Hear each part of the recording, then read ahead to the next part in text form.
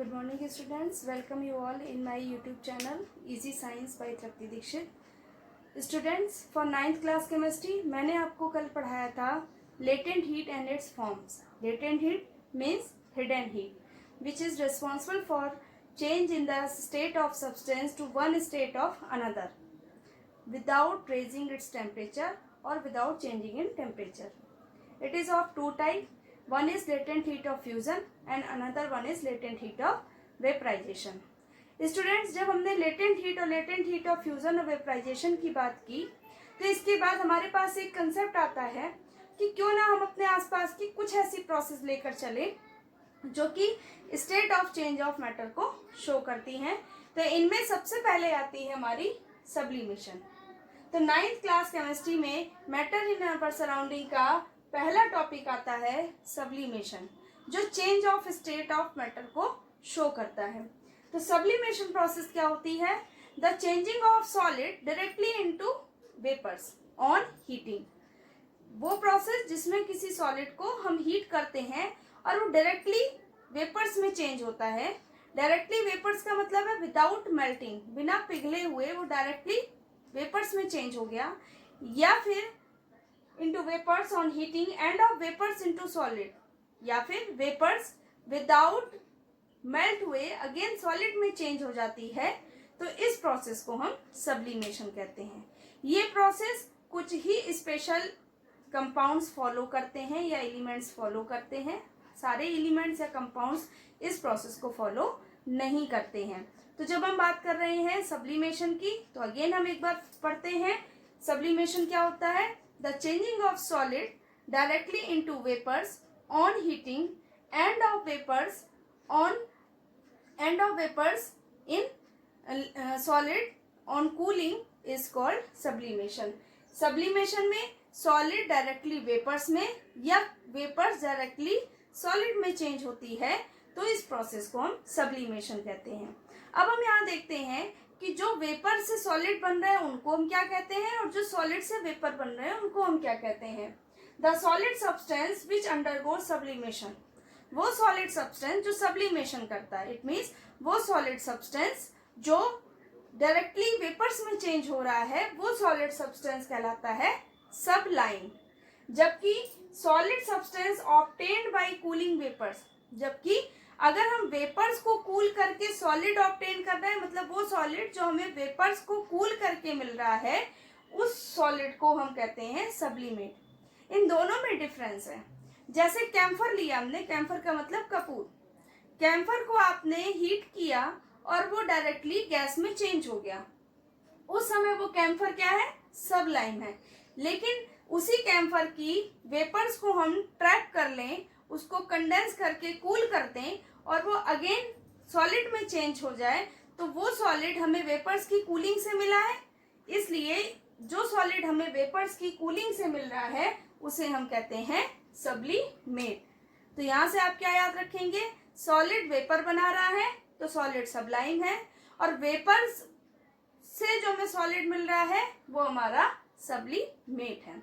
कुछ एग्जाम्पल्स होते हैं, जैसे अमोनियम क्लोराइड है जिसे हम NH4Cl कहते हैं, camphor, iodine, solid carbon dioxide which is also called dry ice, anthracene, naphthalene. Naphthalene balls आप जानते हो, अभी सर्दियों के कपड़े रखे गए थे आपके घरों में तो वहां पर एक वाइट कलर की बॉल्स डाल दी जाती हैं ताकि स्मेल ना आए, और जब आप उसको नेक्स्ट सीजन में वो कपड़े निकालते हो तो आपको वो बॉल्स नहीं दिखाई देती हैं। क्यों नहीं दिखाई देती हैं? क्योंकि वो बॉल एक्चुअली सबलाइम है, वो सब्लिमेशन प्रोसेस करती हैं। कपड़ों के बीच में जब उनको रख दिया जाता है तो वो वूलन कपड़ों से हीट एब्जॉर्ब करती हैं और वेपराइज हो जाती हैं। ठीक है, जब वो वेपराइज हो गई तो after some time they will disappear. इसीलिए नेफ्थलीन बॉल्स जो हम वूलन क्लोथ्स में डालते हैं वो नेक्स्ट सीजन में हमको या तो बहुत छोटे पार्टिकल में मिलेगी, बहुत छोटे साइज में मिलेगी, या फिर नहीं मिलेगी। तो यहाँ से क्या होता है, ये सब्लिमेशन करते हैं। तो आपको याद रखना है कि कौन कौन से सबलाइम या सब्लिमेट या कौन कौन से ऐसे कंपाउंड या एलिमेंट्स हैं जो सब्लिमेशन करते हैं। Ammonium chloride, camphor, iodine, anthracene, naphthalene और solid carbon dioxide. So these are some example of the sublimation. तो यहाँ से आपने एक स्टेट चेंज देख ली जहाँ पर आप सॉलिड को डायरेक्टली चेंज कर रहे हो वेपर्स में और वेपर्स को डायरेक्टली चेंज कर रहे हो सॉलिड में। अब हम बात करते हैं नेक्स्ट एग्जाम्पल की, वो है इवेपोरेशन। इवेपोरेशन इस समय मोस्ट इम्पॉर्टेंट है क्योंकि इवेपोरेशन हम पूरे साल देखते हैं, अपनी बॉडी के थ्रू भी इवेपोरेशन देखते हैं, प्लांट्स के थ्रू भी evaporation in the form of transpiration होता है और वाटर बॉडीज की सरफेस को भी हम इवेपोरेशन से शो करते हैं। तो इवेपोरेशन क्या होता है? Evaporation is the process of liquid. Evaporation liquid के वेपर्स में चेंज होने की वो प्रोसेस है जिसमें लिक्विड अपने बॉइलिंग पॉइंट को अचीव ही नहीं करता है। It means the process in which liquid change into vapours below its boiling point. बिना अपने बॉइलिंग पॉइंट पे आए हुए जब कोई लिक्विड वेपर्स में चेंज हो जाते हैं तो इस प्रोसेस को हम कहते हैं इवेपोरेशन। बिना अपने बॉइलिंग पॉइंट पर आए जब कोई लिक्विड वेपर में चेंज हो जाता है तो इस प्रोसेस को हम कहते हैं इवेपोरेशन। इट मीन्स इवेपोरेशन और बॉइलिंग में डिफरेंस है। बॉइलिंग क्या होता है? बॉइलिंग वो प्रोसेस है जिसमें लिक्विड वेपर्स में चेंज होता है to achieve by achieving boiling point. Boiling point achieve करता है और फिर वो वेपराइज होता है। लेकिन इवेपोरेशन क्या है? इवेपोरेशन में ऐसा नहीं होता। क्यों नहीं होता? क्योंकि it is a surface phenomena. ये surface phenomena, it means water जो इवेपोरेट हो रहा है even below its boiling point, वो कहाँ से हो रहा है? वो सरफेस से हो रहा है। जो पार्टिकल चलते चलते सरफेस पे आ जाएगा वही हीट लेकर इवेपोरेट हो जाएगा।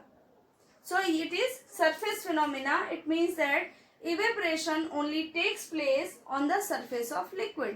evaporation कहाँ होगा? सिर्फ लिक्विड की सरफेस पर होगा, ना कि बल्क मीडियम में, मतलब पूरे मीडियम में नहीं होगा।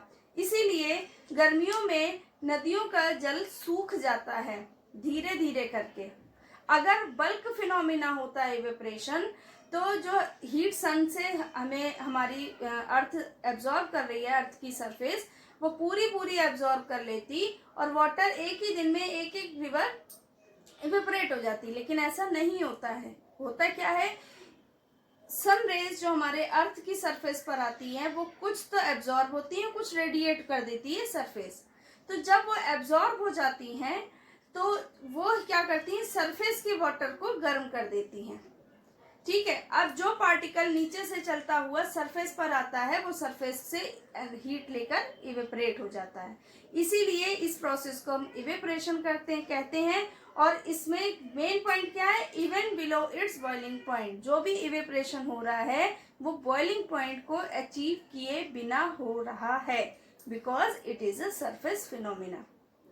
तो कुछ फैक्टर्स भी होते हैं जो इवेपोरेशन को अफेक्ट करते हैं।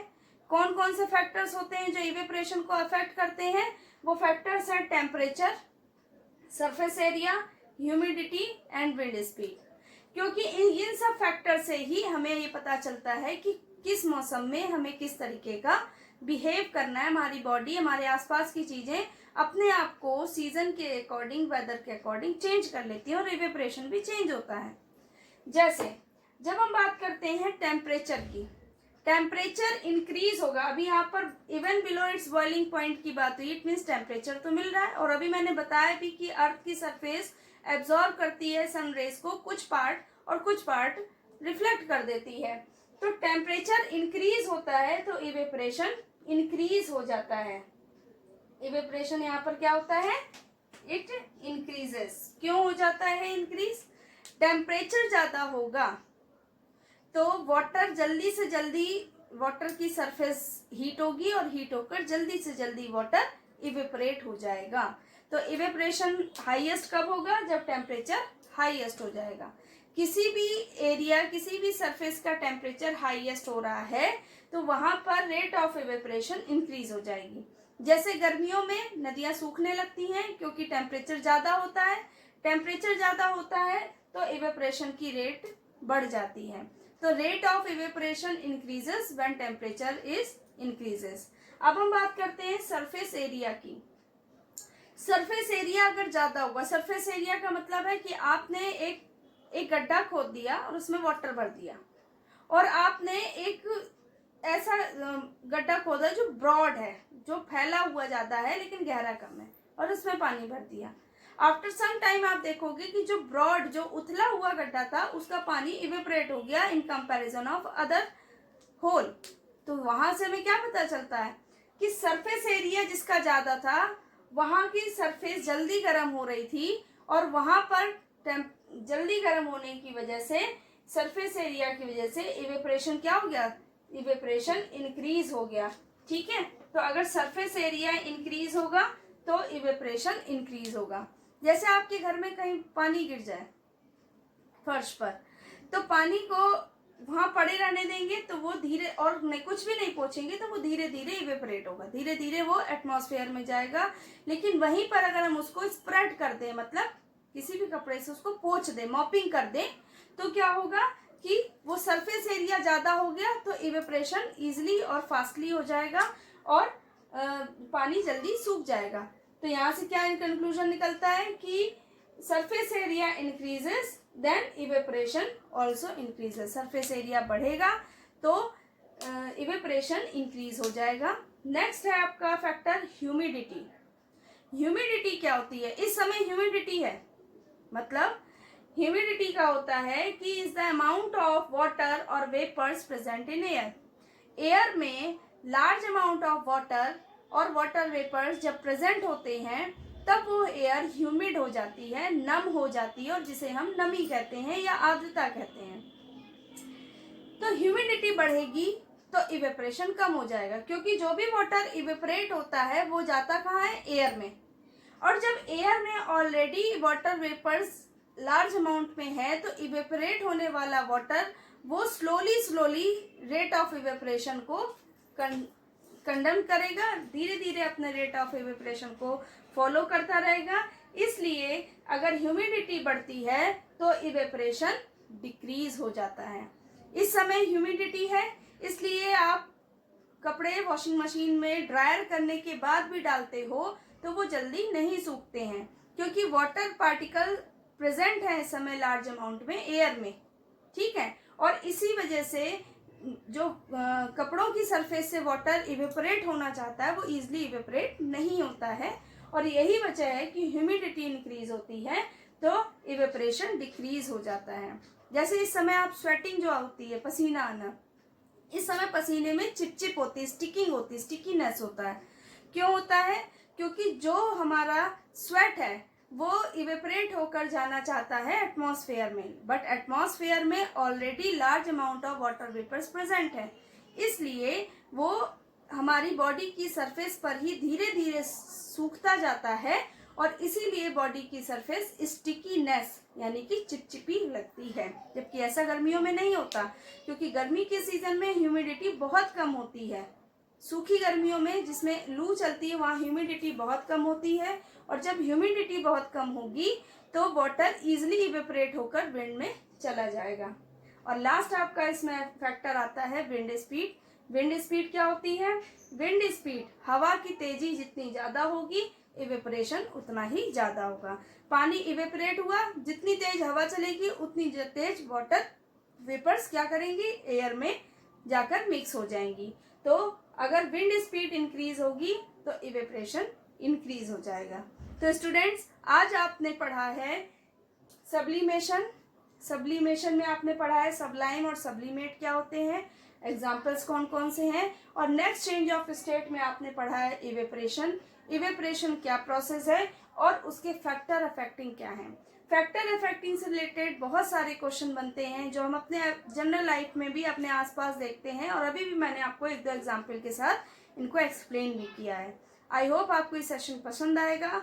किसी भी तरीके की क्वेरी के लिए आप डिस्क्रिप्शन के साथ या कमेंट में आप ऐसे क्वेश्चन पूछ सकते हैं, और फॉर वैल्यूएबल स्टडीज़ के लिए आप मेरे चैनल को सब्सक्राइब भी कर सकते हैं। Thank you.